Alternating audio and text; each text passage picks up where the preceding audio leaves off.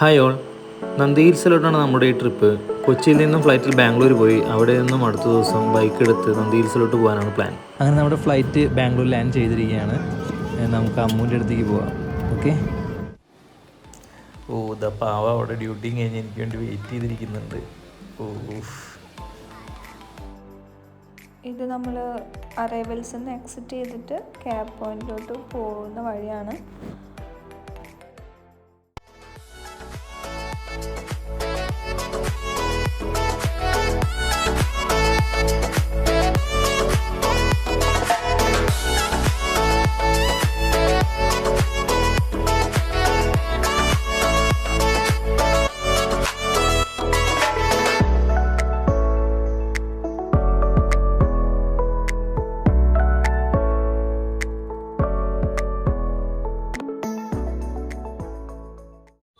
പോയിന്റിൽ വെച്ചിട്ട് നമ്മളെല്ലാം സെറ്റാക്കി എൻ്റെ ഫ്രണ്ട് സാക്കിൻ്റെ വണ്ടി എടുത്തിട്ട് നേരെ റൂമിലോട്ട് പോവാം.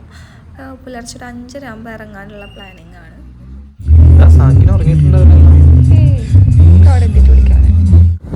വണ്ടി കിട്ടി ഗൈസ്. നമുക്ക് നാളെ രാവിലെ നമ്മുടെ ട്രിപ്പ് സ്റ്റാർട്ട് ചെയ്യാം. ഞങ്ങൾ 5:30 തന്നെ ട്രിപ്പ് സ്റ്റാർട്ട് ചെയ്യണമെന്ന് വിചാരിച്ചതാണ്. പക്ഷേ ട്രിപ്പ് സ്റ്റാർട്ട് ചെയ്തപ്പോൾ 5:40 ആയി. നമുക്ക് ഏകദേശം ബാംഗ്ലൂർ കോസ്റ്റ് നിന്ന് നന്ദി ഹിൽസ് വരെ 45 കിലോമീറ്റർ പോകാനുണ്ട്. നമ്മൾ ബാംഗ്ലൂരിൽ നിന്ന് വരുമ്പോൾ ഹൈവേയിൽ റാണി ക്രോസ് എന്ന് പറഞ്ഞൊരു പോയിൻ്റ് എത്തും. റാണി ക്രോസിന് നന്ദി ക്രോസ് എന്നും പറയാറുണ്ട്. അവിടെ നിന്ന് ലെഫ്റ്റ് എടുത്ത് വേണം നമുക്ക് നന്ദി ഹിൽസിലേക്ക് പോകാൻ. നന്ദി ക്രോസിൽ നിന്നും നന്ദി ഹിൽസിലേക്ക് ഏകദേശം 17 കിലോമീറ്റർ ഡിസ്റ്റൻസ് വരുന്നുണ്ട്. നന്ദി ക്രോസിൽ നിന്നും നല്ല അടിപൊളി 2 ചായയും കുടിച്ച് ഞങ്ങൾ യാത്ര വീണ്ടും തുടരുകയായി. അടുത്ത 17 കിലോമീറ്റർ അടിപൊളി റോഡായിരുന്നു. 2 സൈഡിലും മരങ്ങളും കൃഷിയൊക്കെ ആയിട്ട് നല്ല അടിപൊളി വ്യൂ ആയിരുന്നു. ഞങ്ങൾ മാക്സിമം എൻജോയ് ചെയ്തൊരു റൈഡായിരുന്നു അത്.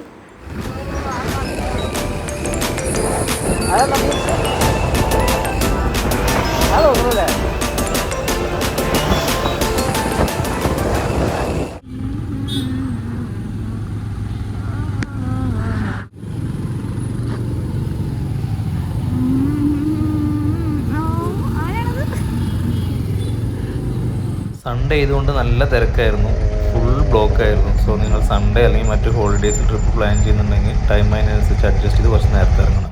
എന്തായാലും ബ്ലോക്കൊക്കെ മാറി നമുക്കിനി വീണ്ടും നമ്മുടെ യാത്ര കണ്ടിന്യൂ ചെയ്യാം.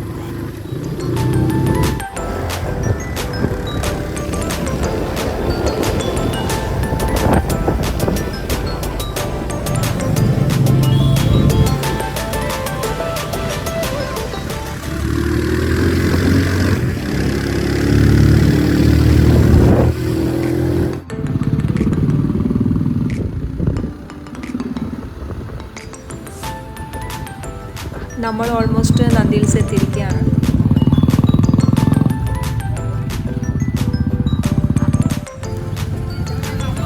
വിജയശേട്ടാ കണ്ട ഇൻസ്റ്റാഗ്രാം വേഴ്സസ് റിയാലിറ്റി. ശരിക്കും സൺഡേ ആയതുകൊണ്ട് നല്ല തിരക്കായിരുന്നു. പാർക്കിങ്ങിൻ്റെ ഭാഗത്തായാലും അതുപോലെ തന്നെ ടിക്കറ്റ് എടുക്കുന്ന ഭാഗത്തായാലും നല്ല തിരക്കായിരുന്നു. സോ ലേഡീസിൻ്റെ ക്യൂവിൽ തിരക്ക് കുറവായതുകൊണ്ട് അമ്മൂന് ടിക്കറ്റ് എടുക്കാൻ വേണ്ടി അവിടെ നിർത്തി.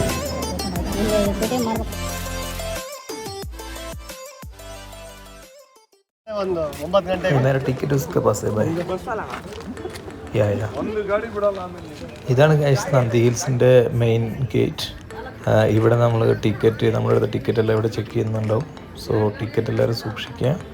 ഓക്കെ, നമുക്ക് എന്തായാലും ഉള്ളിൽ പോയി നോക്കാം.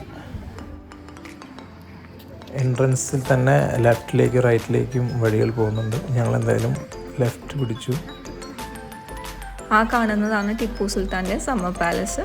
അദ്ദേഹം ഒക്കേഷണലി റെസ്റ്റ് എടുക്കാൻ വരുന്ന സ്ഥലങ്ങളിൽ ഒന്നാണിത്. നല്ല വ്യൂ ആണല്ലേ മുന്നിൻ്റെ മുകളിൽ നിന്ന്. നൈസ്. നോക്കി നടക്ക് നീ താഴെ എത്തും.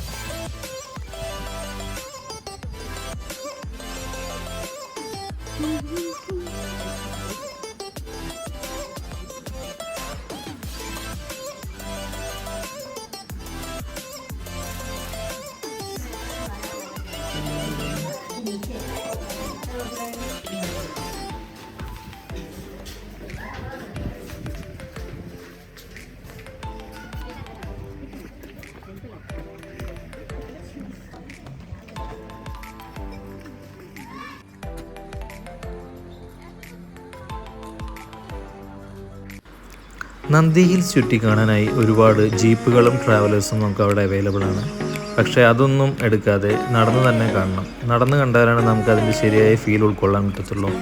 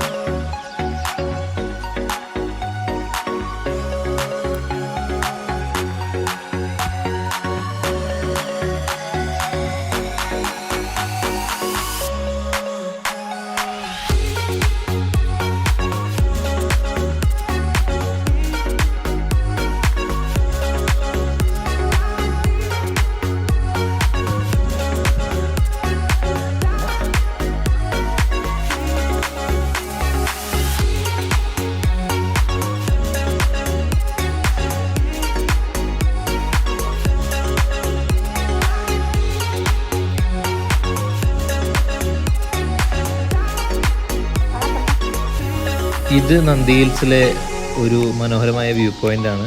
ഇവിടെ നിന്ന് നോക്കിയാൽ നമുക്ക് മറ്റ് മലകളും അതുപോലെ തന്നെ ചില പുഴകളെല്ലാം കാണാൻ പറ്റും.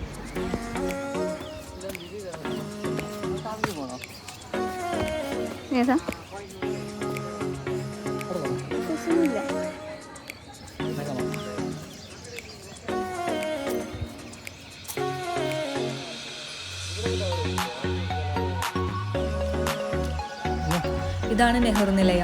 ജവഹർലാൽ നെഹ്റു ഇവിടെ വരുമ്പോഴെല്ലാം താമസിച്ചിരുന്ന സ്ഥലമാണിത്. ബ്രിട്ടീഷ് ആർക്കിടെക്ചർ സ്റ്റൈലിലാണ് ബിൽഡിംഗ് എല്ലാം ചെയ്തിരിക്കുന്നത്. ഇപ്പോൾ ഇതൊരു ഇന്ത്യയുടെ ഹോർട്ടിക്കൾച്ചർ ഡിപ്പാർട്ട്മെൻറ്റ് ഗസ്റ്റ് ഹൗസ് ആണ്. നന്ദി ഹിൽസിൽ തന്നെ ഏറ്റവും തിരക്കേറിയ ഒരിടമാണിത്. കാരണം വിശന്നു വരുന്നവർക്ക് ഭക്ഷണം കഴിക്കാനായി ഹോട്ടൽ അവൈലബിൾ ആണ്. അതുപോലെ തന്നെ ഫ്രഷ് ആകാനായി കംഫർട്ട് സ്റ്റേഷൻ, ബാത്റൂം, ടോയ്ലറ്റ്സ് എല്ലാം അവൈലബിൾ ആണ് ഇവിടെ. എല്ലാത്തിലും ഉപരി നന്ദി ടെമ്പിളും അതുപോലെ തന്നെ മനോഹരമായ വ്യൂ പോയിൻ്റ് അടങ്ങുന്ന ഒരു ഇടമാണിത്. അതുകൊണ്ട് തന്നെ എല്ലാ സമയത്തും ഇവിടെ നല്ല തിരക്ക് അനുഭവപ്പെടാറുണ്ട്.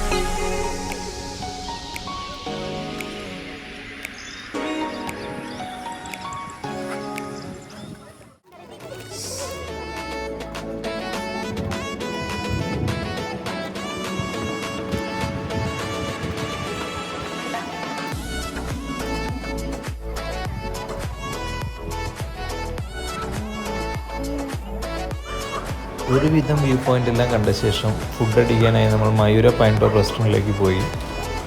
പക്ഷേ നമ്മളവിടെ എത്തിയപ്പോഴേക്ക് ഫുഡെല്ലാം കഴിഞ്ഞിരുന്നു. ടൈം ഏകദേശം 9:30 ആയിരുന്നു. പിന്നെ എന്തായാലും ബാക്കി കുറച്ചുകൂടെ വ്യൂ പോയിൻ്റ് കാണാനുള്ളതുകൊണ്ട് നമ്മൾ താഴെ പോയതിന് ശേഷം ഫുഡ് കഴിക്കാൻ തീരുമാനിച്ച് വീണ്ടും യാത്ര തുടങ്ങി. നന്ദി ഹിൽസിൽ എനിക്ക് ഇഷ്ടപ്പെട്ട ഒരു സ്ഥലമാണിത്. പൈൻ മരങ്ങളും അതുപോലെ തന്നെ യുക്കാലി മരങ്ങളുടെ ഇടയിൽ ബാംബു ഹൗസ് ഉണ്ടാക്കി വെച്ചിരിക്കുകയാണ്. കുറച്ച് അഡ്വഞ്ചറസ് ആയിട്ടുള്ള ഒരു പോയിൻ്റാണിത്. കാരണം താഴെ നിന്ന് നോക്കുമ്പോൾ നമുക്ക് അടിപൊളിയായിട്ട് തോന്നിച്ചാലും സൂക്ഷിച്ച് നടന്നില്ലെങ്കിൽ താഴെ കിടക്കും. അതുപോലെ തന്നെ ഫോട്ടോസും വീഡിയോസൊക്കെ എടുക്കാൻ പറ്റിയ ഒരു അടിപൊളി പോയിൻ്റാണിത്. അപ്പോൾ നമുക്ക് കുറച്ച് കാഴ്ചകൾ കാണാം.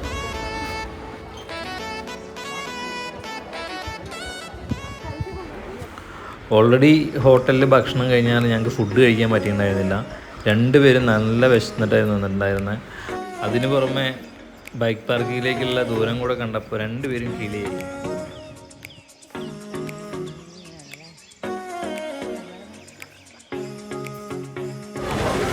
അങ്ങനെ നന്ദി ഹിൽസിൻ്റെ മുകളിൽ നിന്ന് നമ്മൾ ഇറങ്ങി താഴെ എത്തി ടിക്കറ്റ് കൗണ്ടറിൻ്റെ ഭാഗത്ത് ഹോട്ടലെല്ലാം ഓപ്പൺ ആയിരുന്നു.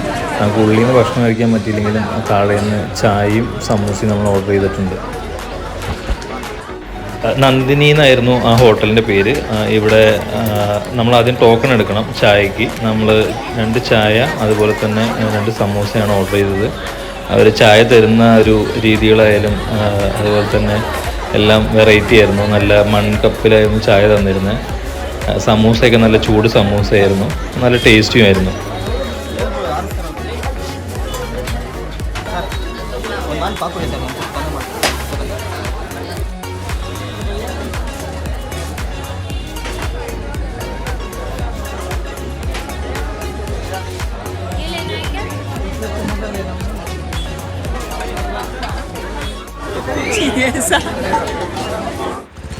ഞങ്ങൾ തിരിച്ച് പാർക്കിങ്ങിലെത്തിയപ്പോൾ ടൈം ഏകദേശം 11:30 ആയിരുന്നു.